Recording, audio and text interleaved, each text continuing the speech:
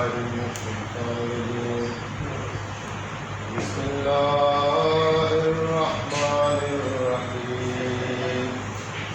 والشمس وضحاها والقمر إذا تلاها والنهار إذا جلاها والليل إذا يغشاها والسماء وما بناها والأرض وما طحاها ونفس وما سواها فألهمها فجورها وتقواها قد أفلح من زكاها وقد خاب من دساها كذبت ثمود بتقواها إذ انبعث أشقاها فقال لهم رسول الله ناقة الله وسقياها فكذبوه فعقروها فدمدم عليهم ربهم بذنبهم فسواها ولا يخاف عقباها. آمنت بالله صدق الله العلي العظيم وصدق رسوله النبي الكريم. اللهم صل على سيدنا محمد وآله وصحبه رب اشرح لي صدري ويسر لي امري واحلل عقدة من لساني یفقہوا قولی. اللہ تعالیٰ کی یہ ساری تعریف ہے کہ پوری کائنات کا خالق مالک ہے، پالنے والا ہے، ایک عدم سے پوری کائنات کو وجود میں لانے والا ہے. اللہ تعالیٰ بے پناہ قوت کا مالک ہے، اس کی کوئی حد نہیں. وہی اول ہے، وہی آخر ہے، وہی صمد ہے اور وہی خالق ہے، مالک ہے، پالنے والا ہے. ساری طاقت کا سرچشمہ اللہ تعالیٰ کی ذات اقدس ہے اور باقی پوری کائنات اسی کی بنائی ہوئی ہے، اسی کی محتاج ہے اور اسی کی طرف ہمیں پلٹ کر جانا ہے. اللہ تعالیٰ نے پوری مخلوقات کو خلق فرمایا، لیکن انسان پر بنی نوع آدم پر اللہ تعالیٰ خصوصی کرم نوازی ہے. اللہ تعالیٰ نے فرمایا بھی ہے وَلَقَدْ كَرَمْنَا بَنِي آدَمَ فِي الْبَحْرِ وَالْبَحْرِ کہ ہم نے بنی آدم کو عزت دی ہے. یعنی خشکی پر بھی بنی آدم ہے اور بحر سمندروں میں بھی اس کی گویا کہ بادشاہی ہے. اللہ تعالیٰ نے اپنی نیابت انسان کو دی ہے، لیکن اس کے ساتھ جو عزت اور تکریم اور جو اعزاز دیا ہے اس کے پیچھے اس کی بڑی آزمائش بھی ہے. اگر یہ اپنی زندگی کے اندر اللہ کو راضی کر کے مرتا ہے تو اس کے لیے خیر ہے، برکت ہے، اس کے لیے انعامات ہے، اس کے لیے بہت عالی شان زندگی اللہ تعالیٰ نے رکھی ہے، جس میں کوئی موت نہیں ہے، جس میں کوئی بیماری نہیں ہے، جس میں کوئی ذلت نہیں ہے. حتیٰ کہ ایسی کوئی چیز جو نہیں دیکھے گا جس سے ماتھے میں ایک ناگواری سی محسوس ہو. یعنی جو تم دیکھتے ہیں جو پہلے تاثرات ہمارے چہرے پر ظاہر ہوتے ہیں، چھوٹی سے چھوٹی ناگواری بھی وہاں نہیں آئے گی. اور اگر اس پیمانے کو یہ حاصل نہیں کر سکا، اللہ تعالیٰ کی معرفت اس کو نہ ملی، اللہ تعالیٰ کی پہچان نہ ملی، اللہ تعالیٰ کی رضاؤں کو یہ حاصل نہیں کر سکا، بلکہ اللہ تعالیٰ کے جو چیزیں منع کی اسی پر چلتا رہا اور حرام کے راستے اختیار کرتا رہا اور اللہ کی آیات کو، اللہ کے پیغام کو جھٹلاتا رہا اور اسی میں وہ مر گیا تو اس کے لیے بڑی ہلاکت ہے، بڑی بربادی ہے. اس بات کو سمجھانے کے لیے اللہ تعالیٰ نے انسانوں کی طرف انبیاء اور رسول کا سلسلہ بھیجا. یہ سلسلہ جناب آدم علیہ السلام سے شروع ہوا اور جناب محمد کریم صلی اللہ علیہ وآلہ وسلم پر اختتام پذیر ہوا اور حضور پاک صلی اللہ علیہ وآلہ وسلم کے بعد کوئی نبی کوئی رسول آنے والا نہیں ہے. حضور علیہ السلام ایسی شریعت مطہرہ لائے جو کامل ہے، جو اکمل ہے، جو آخری انسان تک کی فلاح و بہبود کے لیے حضور کا راستہ کافی ہے. اور قرآن پاک جو نازل ہوا اللہ تعالیٰ کی ایک جامع کتاب ہے. توریت موسیٰ علیہ السلام پر نازل ہوئی، زبور داؤد علیہ السلام پر نازل ہوئی، انجیل حضرت عیسیٰ علیہ السلام پر نازل ہوئی، اور قرآن پاک حضرت محمد صلی اللہ علیہ وسلم پر نازل ہوئی۔ تو پہلی جو کتابیں ہیں وہ بھی اللہ کی طرف سے تھیں، لیکن ان کا مقصد اور محور وہ زمانہ تھا، وہ قومیں تھیں، وہ لامحدود اور پوری انسانیت کے لیے نہیں آیا۔ وہ تو خود بنی اسرائیل وغیرہ کے لیے اللہ تعالیٰ نے مختلف قوموں کی طرف مختلف نبی بھیجے، وہ اپنے اپنے زمانے کے لیے تھے، لیکن نبی کریم صلی اللہ علیہ وسلم کی رسالت عالمگیر ہے، تا قیامت ہے، ابھی کوئی نبی اور رسول آنے والا نہیں ہے، لہٰذا اس حضور کے راستے میں ہی کامیابی ہے، اور حضور کریم صلی اللہ علیہ وسلم کے دامن چھوڑنے میں، راستہ چھوڑنے میں ناکامی ہے۔ دنیا کی زندگی اللہ تعالیٰ نے بطور آزمائش بنائی ہے، جس میں ہم جو ہے وہ پھنس جاتے ہیں، آگے کا کون سوچے۔ یہاں کی جنت میں سارے مگن ہیں اور یہاں کی جہنم سے سارے پریشان ہیں۔ یہاں تو ہمیں یہ تک گوارا نہیں کہ میرے گھر کی لائٹ کٹ جائے، تو مجھے یہ تک گوارا نہیں ہے کہ ہمارا دنیا کو سب کچھ سمجھا ہوا ہے، اس کے پیچھے ہم پوری کی پوری طاقت اور توانائی صرف کر رہے ہیں، اور جہاں کے لیے ہمیں بنایا گیا ہے، جو اللہ تعالیٰ ہم سے حساب لے گا، وہاں کی ہم فکر نہیں ہے، وہاں ہم نے پورا کا پورا اللہ کے حوالے کر دیا ہے۔ اللہ تعالیٰ غفور الرحیم ہے، اللہ تعالیٰ معاف کریں گے۔ حالانکہ معافی کا قاعدہ یہ نہیں ہے، معافی کا قاعدہ یہ ہے کہ امام غزالی صاحب نے اس کی تفصیل بتائی، وہ فرما رہے ہیں کہ کوئی آدمی زمین میں بیج ڈالتا ہے، پھر وقت پر پانی دیتا ہے، وقت میں اس میں جو ہے کھیتی باڑی جو اس کے پروسیس ہوتے ہیں وہ کرتا رہتا ہے، وہ پھر بیٹھ جاتا ہے کہ ابھی میں نے سب کچھ کیا ہے، پھر اللہ پر امید کرتا ہے کہ اس سے مجھے اتنی فصل کی توقع ہے۔ لیکن کہہ رہے ہیں کسی کے پاس نہ زمین ہو، نہ کھیتی ہو، نہ بیج ڈالا ہے، وہ بھی گھر سوتے ہوئے کہے کہ مجھے بھی امید ہے کہ زمین سے مجھے یہاں تک مل جائے گا، تو کہاں سے اس کو ملے گا؟ حضور علیہ السلام نے فرمایا دنیا مزرعۃ الآخرت، کہ دنیا جو ہے وہ آخرت کی کھیتی ہے۔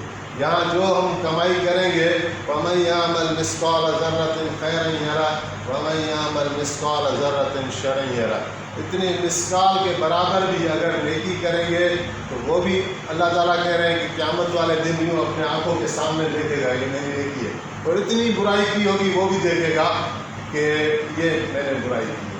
ایک واقعہ یاد آ رہا ہے کہ نبی علیہ السلام جب رونق افروز ہوتے تھے تو وہ ایک بہترین دور ہے جس میں نبی کریم صلی اللہ علیہ وسلم زمین پر رونق افروز ہے اور قرآن پاک کا نزول ہو رہا ہے۔ یہ اس جیسا دور ہے ہی نہیں۔ وہ لوگ بڑے خوش نصیب جن نے نبی علیہ السلام کو دیکھا، یہاں تک دیکھا کہ کبھی کبھی وہ فرشتوں کو دیکھ بھی لیتے تھے۔ امام حسن علیہ السلام فرماتے ہیں کہ جب میرے والد جنگ کرتے تھے حضرت علی المرتضیٰ، تو ان کے سیدھے ہاتھ جناب جبریل ہوتے تھے اور ان کے بائیں ہاتھ حضرت جناب میکائیل علیہ السلام ہوتے تھے۔ حضرت عمر فاروق رضی اللہ تعالیٰ عنہ فرما رہے ہیں کہ ہم حضور کی دربار میں بیٹھے ہوئے، ایک شخص آ گیا تو اس کا چہرہ نورانی، بال بالکل کالے، اور ہم میں سے کوئی اس کو پہچانتا نہیں تھا، مسافر تھا، لیکن سفر کا کوئی اثر اس کے جسم پر نہیں تھا۔ آدمی کہیں اس زمانے میں تو گھوڑے میں سفر کرنا، مٹی دھول سے کوئی بچ نہیں سکتا، لیکن اس کا چہرہ اطمینان والا۔ اور حضور جہاں بیٹھے تھے، نبی کریم صلی اللہ علیہ وسلم دو زانوں بیٹھے تھے، تو وہ بھی آ کے حضور کے ساتھ دو زانوں بیٹھ گیا، یہاں تک کہ گھٹنوں میں مل گئے، اور ہم دیکھ رہے ہیں کون ہے، اور وہ حضور سے سوال پوچھنا شروع کیا کہ یا رسول اللہ اسلام کیا ہے، یا رسول اللہ ایمان کیا ہے، یا رسول اللہ قیامت کب آئے گی، اس طرح کے سوال۔ اور حضور جب بتاتے جاتے تھے تو وہ خود کہتا تھا صدق، آپ نے سچ فرمایا۔ تو ہمیں بڑا تعجب ہو رہا ہے کہ کون شخص ہے کہ سوال بھی خود کر رہا ہے اور تصدیق بھی خود کر رہا ہے۔ جب وہ چلے گئے، نبی علیہ السلام نے فرمایا یہ جبریل امین تھے، تمہیں تمہارا دین سکھایا۔ تو کیا صحابہ کی کیفیت بنتی ہوگی جب یہ ایسی چیزیں وہ دیکھتے تھے؟ تو دو صحابہ ہیں، وہ روایت کر رہے ہیں کہ ہمیں خیال ہوا، ہمیں کوئی سوال تھا کہ حضور سے پوچھیں جا کر، لیکن دربار رسالت میں جب پہنچے صلی اللہ علیہ وسلم تو حضور کے طبیعت میں ہم نے اتنی مسرت اور خوشی نہیں دیکھی، تھوڑی ایسے جیسے اسرت ہو، پریشانی جیسے ہوتی ہے۔ تو ہم اس وجہ سے ہمیں حوصلہ نہ ہو سکا کہ ہم حضور سے سوال پوچھیں۔ تو آدمی کا مزاج الگ وقتوں میں الگ ہوتا ہے، تو مزاج کی وجہ سے ہم نے حضور کو ایسا نہیں پایا کہ ہم سوال پوچھیں۔ تو اگلے روز پر جب ہم نے سوال کیا تو نبی علیہ السلام کی طبیعت حشاش کی، تو ہم نے اپنا سوال بھی پوچھا اور ساتھ میں یہ بھی عرض کر دیا کہ یا رسول اللہ ہم یہ سوال کل پوچھنا چاہتے تھے لیکن آپ کی طبیعت میں وہ مزہ نہیں پایا تو ہم پوچھ نہ سکے۔ تو آپ نے فرمایا ہاں وہ اس لیے کہ کچھ صدقے کے دینار تھے 2 یا 4 جتنے بھی تھے وہ میرے پاس رہ گئے تھے، میں چاہتا تھا یہ میں خرچ کروں رات سے پہلے، تو میرے پاس رہ گئے تھے، اس لیے میری طبیعت میں گرانی سی آ گئی۔ تو یہ ہمارے آقا کا یہ راستہ ہے کہ حضور جب اللہ کی راہ میں دے جا کر پھر سکون کرتے ہیں، اور ہمارے پاس سے اگر یہ پیسہ نکل جائے تو ہمیں پریشانی شروع ہو جاتی ہے۔ تو حضرت علی نے فرمایا کہ تمہاری توکل اس وقت تک کامل نہیں ہے جب تک کہ جو کچھ تمہارے ہاتھ میں ہے اس سے زیادہ یقین اس پر ہو جائے جو کچھ تمہارے رب کے ہاتھ میں ہے۔ تو ہم کافی آج جو ہے نا اپنا وہ سبق بھول گئے، اپنا راستہ ہمیں نبی کریم صلی اللہ علیہ وسلم نے جو تعلیم دی، جو تربیت دی اور اللہ کے ساتھ ہمارا ایک تعلق جوڑا، اس کو ہم بھول گئے۔ حالانکہ اس راستے میں بڑا مزہ ہے، بڑی لذت ہے، بڑی راحت ہے۔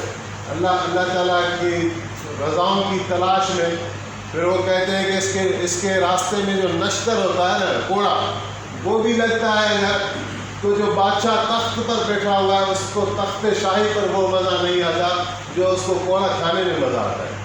یہ کیا ہے، ہمارا تو حال ایسا نہیں، لیکن ہم اپنی تاریخ دیکھتے ہیں تو حضرت بلال رضی اللہ تعالیٰ عنہ کی مثال کتنی مشہور ہے کہ وہ جتنا اس پر تشدد کرتے تھے وہ اتنا دلیری کے ساتھ کہتے تھے احد الاحد، اللہ اکیلا ہے، اس پہ اس کو لذت آتی، راحت آتی۔ پھر کیسے مقام پایا رسول اللہ کی نگاہ میں اور اللہ تعالیٰ کی نگاہ میں کہ حبیب کریم صلی اللہ علیہ وسلم نے فرمایا کہ قیامت برپا ہوگی، میں اپنی قبر سے نکلوں گا اور میرے قدموں سے حضرت بلال نکلیں گے، اور نکلتے ہی آزان دیں گے اللہ اکبر اللہ اکبر اللہ اکبر اللہ اکبر۔ اور ایک مرتبہ آپ نے حضرت بلال سے فرمایا کہ بلال کیا عمل ہے تمہارا کہ میں تمہارے قدموں کی آہٹ جنت میں سن رہا ہوں۔ حضرت بلال عرض کرنے لگے یا رسول اللہ میرا ایسا کوئی عمل خاص تو نہیں ہے، بس یہ ہے کہ میں باوضو رہتا ہوں اور جب ایک وضو ساکت ہو جاتا ہے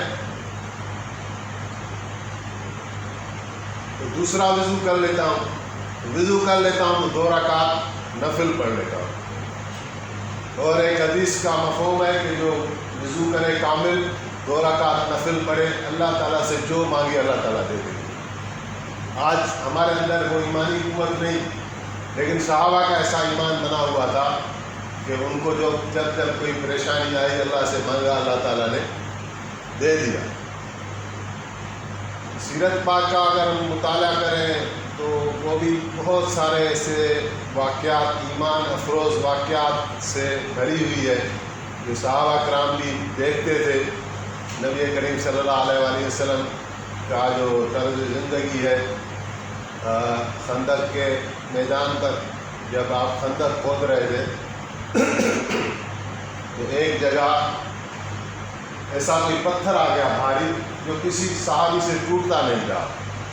آخر کار نبی کریم صلی اللہ علیہ وسلم خود گئے اور جو کدال تھا یا جو بھی تھا اس کے ساتھ آپ نے اس پتھر کو چوٹ لگائی اور ساتھ ہی اللہ اکبر کا نعرہ لگایا، پتھر ٹوٹ گیا اور آپ نے اس پر 3 ضربیں لگائیں، تینوں مرتبہ آپ نے اللہ اکبر کے نعرے لگائے۔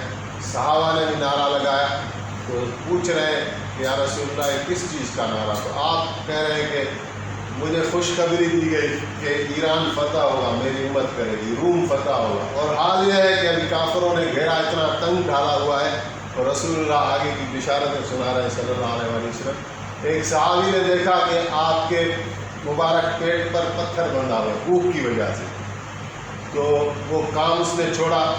اس کو کوئی ایک بکری کا بچہ تھا چھوٹا 8 10 12 کلو کا، تو اس نے جا کے وہ ذبح کیا، حضرت جابر بن عبداللہ نام ہے، اور اپنی بیوی کو کہا کہ رسول اللہ صلی اللہ علیہ وسلم نے 2 دن سے کچھ نہیں کھایا، میں نے حضور کو خود دیکھا ہے پیٹ پر پتھر باندھے ہوئے تو آپ یہ فوراً جو ہے سالن پکائیں تو میں حضور کو لے جاتا ہوں. اور پھر حضور علیہ السلام کی خدمت میں آ کے عرض کیا کہ یا رسول اللہ میں نے تھوڑا سالن کا انتظام کیا ہے، آپ آ جائیں، آپ کے ساتھ 8 10 15 لوگ بڑے آ جائیں، اتنا کھانا ہے. تو آپ نے پورے لشکر میں اعلان فرما دیا. آپ نے فرمایا کہ جابر تمہارے بھائی نے تمہارے لیے کھانے کا انتظام کیا ہے اور سارے آ جائیں. پورا لشکر لوگ کم سے کم 1000 لوگوں پر مشتمل تھا. تو حضرت جابر پریشان ہو گئے اور بھاگے بیوی کی طرف اور کہنے لگے کہ حضور نے یہ فرما دیا ہے.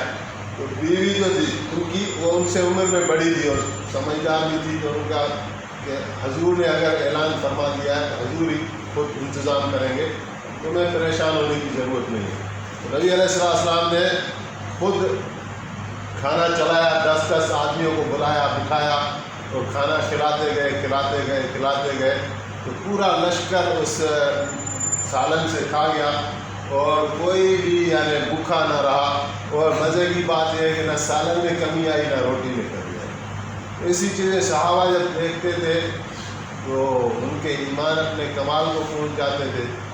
اور ایسی سیرت پاک کی تاریخ بھری پڑی ہوئی ہے. کل بھی ذکر ہوا تھا کہ ایک مرتبہ آپ علیہ السلام نے جب خطوط کا سلسلہ بھیجا، صلح حدیبیہ ہوا.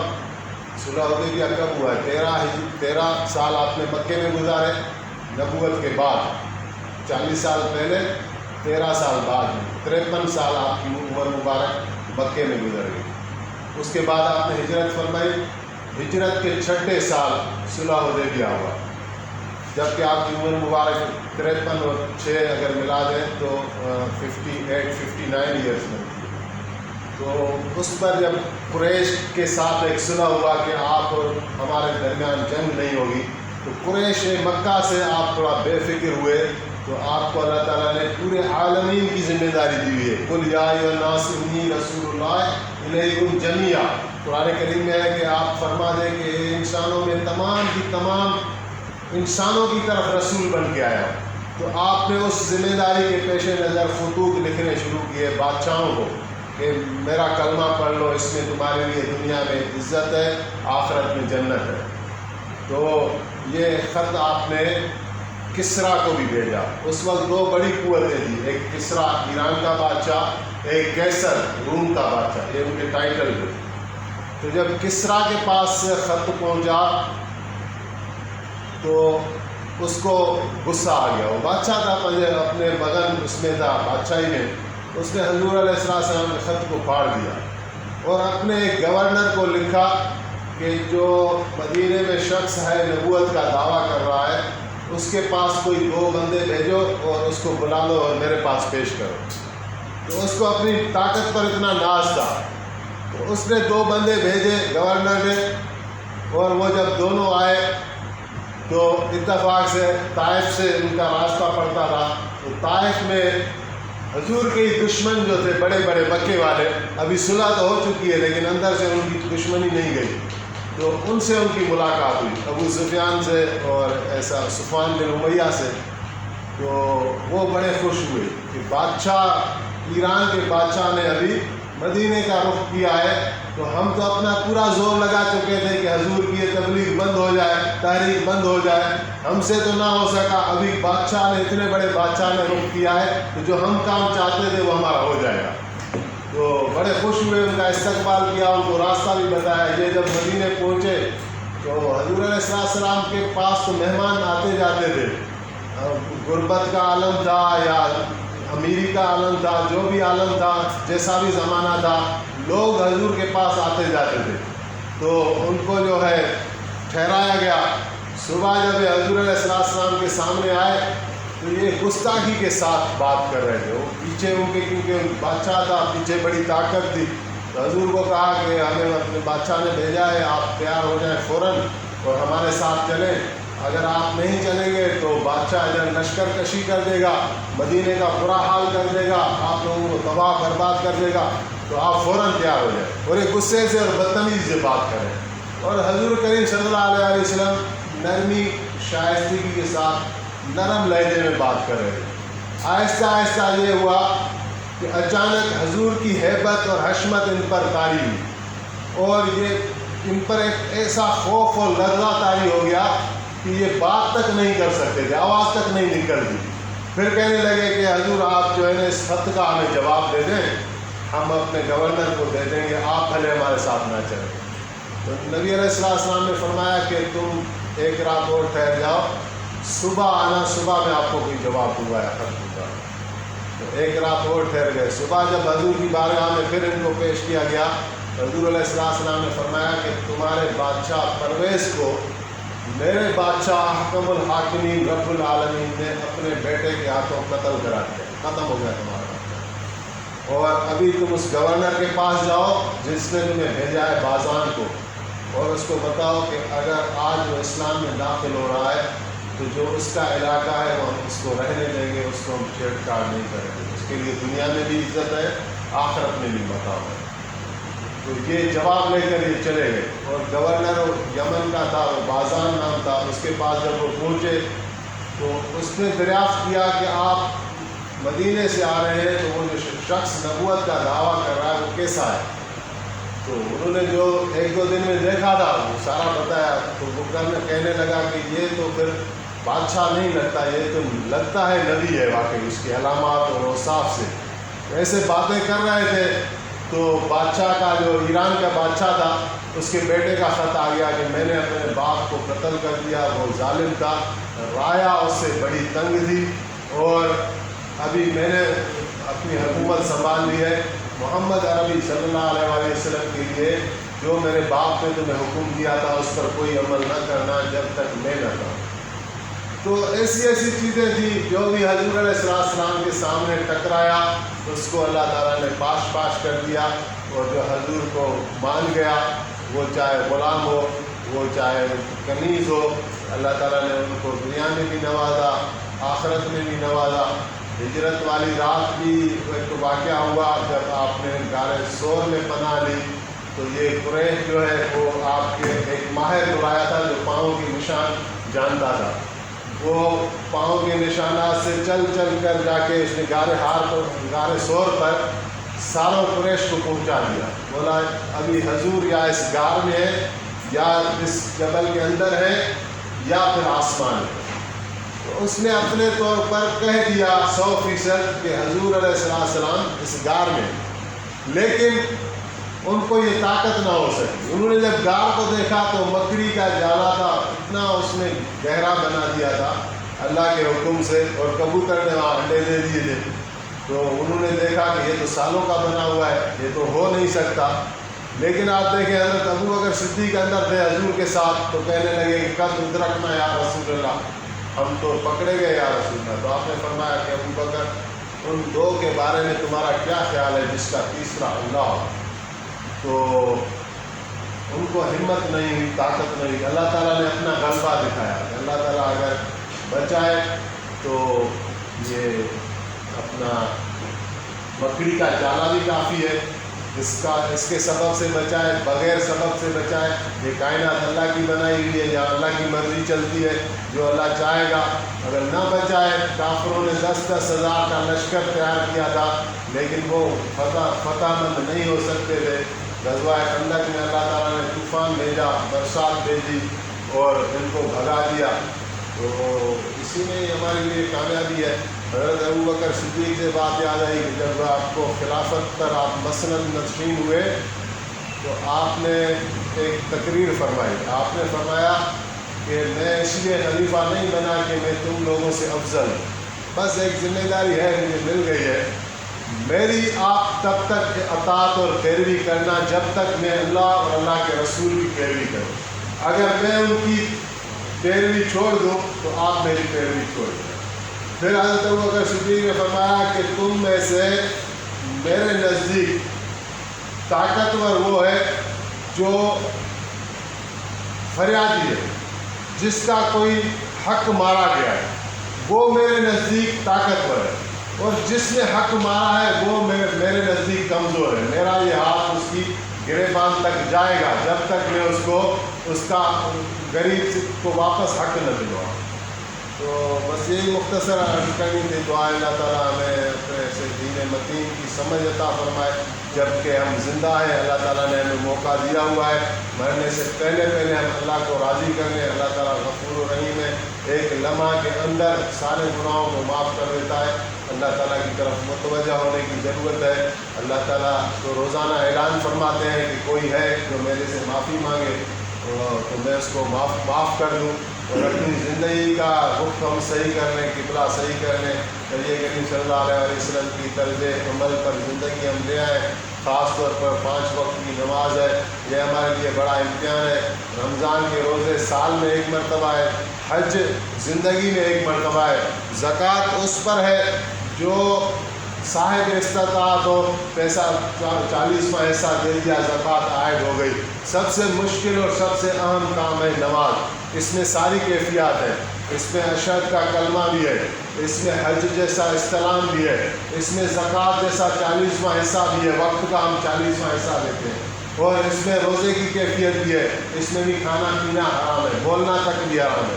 تو نماز ایسی اللہ تعالیٰ کے نے ہمیں دی ہے جو ہمارے لیے رحمت ہے. حضور نے فرمایا الصلاۃ معراج المومنین, نماز مومن کے لیے معراج ہے. نماز پڑھنے سے اللہ تعالیٰ ہمارے گناہوں کو معاف کرتے ہیں, ہمارے درجات کو بلند کرتے ہیں, ہمیں بہت ساری نیکیوں سے نوازتے ہیں. تو اس کو اللہ کا انعام سمجھیں. اور حضرت آخری حدیث پر بیان کر کے ختم کرتے ہیں. حضرت ابو امامہ کے پاس ایک تابعی گئے, ایک صحابی ہے حضرت ابو امامہ. تو ایک تابعی گئے, تابعی اس کو کہتے ہیں جس نے صحابی کو دیکھا حضور کو نہ دیکھا. اگر حضور کو دیکھ لیتا تو صحابی بن جاتا. حضور گزر گئے, بعد میں جو لوگ آئے جس نے بھی صحابی کو دیکھا, ایک صحابی کو بھی, اس کو تابعی کہتے ہیں. تو وہ تابعی سفر کرتے کرتے حضرت ابو امامہ کے پاس پہنچے اور حضرت ابو امامہ سے کہا کہ حضرت میں نے آپ کی نسبت ایک حدیث سنی ہے, میں وہ آپ سے پوچھنے آیا ہوں تاکہ میرے پاس بھی سند ہو جائے, میں کہہ سکوں کہ میں نے یہ حدیث صحابی رسول ابو امامہ سے سنی ہے. تو حضرت ابو امامہ نے کہا کہ حدیث کو بیان کریں. تو وہ کہنے لگا کہ حضرت میں نے آپ کے نسبت سنا ہے کہ آپ فرماتے ہیں کہ حضور نے فرمایا کہ جو دن رات میں 5 وقت نمازیں فرض ہیں, اس میں سے جو کوئی شخص ایک نماز پڑھے, اس طرح پڑھے کہ اس میں وضو بھی صحیح ہو, اس میں قیام, رکوع, سجدے سب رعایت ساری رکھی ہو, تو اللہ تعالیٰ اس ایک نماز کے بدلے اس دن کے اس کے سارے گناہ جو اس نے ہاتھوں سے کیے, جو زبان سے کیے, جو آنکھوں سے کیے, جو کانوں سے کیے, جو دل و دماغ میں جمع ہوئے, سارے کے سارے اللہ تعالیٰ معاف کر دیتے ہیں. تو حضرت ابو امامہ نے کہا کہ یہ مضمون میں نے رسول اللہ سے 1 مرتبہ نہیں, کئی مرتبہ سنا ہے. جب ایک نماز کی ایسی فضیلت ہے تو 5 وقت کی نماز کی کیسی فضیلت ہے. تو تھوڑی سی زحمت تو نہ کرنا چاہیے, تھوڑی سی مشقت ہے, محنت ہے, لیکن اس کے پیچھے بہت بڑا انعام ہے. اور اس کو چھوڑنے سے بڑی حسرت ہے. بڑا آدمی جو ہے وہ ایک قسم کا مجرم بن جاتا ہے. اللہ تعالیٰ نے فرمایا اقیموا الصلاۃ ولا تکونوا من المشرکین, کہ نماز قائم کرو اور مشرک قوم میں سے نہ بنو. دعا ہے اللہ تعالیٰ ہمیں عمل کی توفیق عطا فرمائے.